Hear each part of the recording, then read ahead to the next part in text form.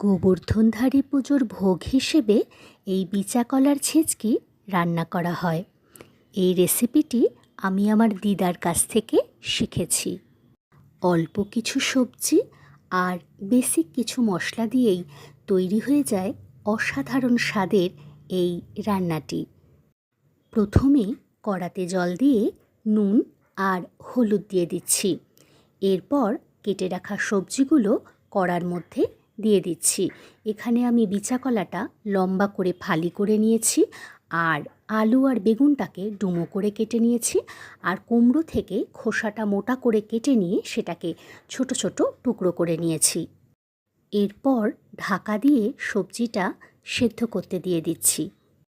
সবজিটা খুব ভালোভাবে সেদ্ধ হয়ে যাওয়ার পর আমি জলটাকে ছেঁকে নিচ্ছি।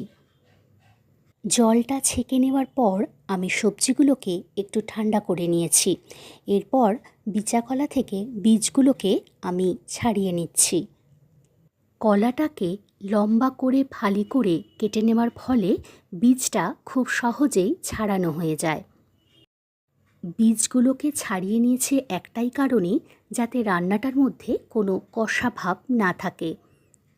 এরপর কড়া গরম করে তার মধ্যে বেশ খানিকটা সর্ষের তেল দিয়ে দিচ্ছি। তেলটা গরম হয়ে গেলে কড়ার মধ্যে তেজপাতা, 5 ফোড়ন, শুকনো লঙ্কা, গোটা জিরে আর সর্ষে দিয়ে দিচ্ছি। গোটা মশলাগুলোকে খুব ভালোভাবে ভেজে নিয়ে সেদ্ধ করে রাখা সবজিটা কড়ার মধ্যে দিয়ে দিচ্ছি। এবারে সমস্তটাকে খুব ভালোভাবে নাড়াচাড়া করে নিয়ে একটা স্ম্যাশারের সাহায্যে সবজিগুলোকে স্ম্যাশ করে নিচ্ছি।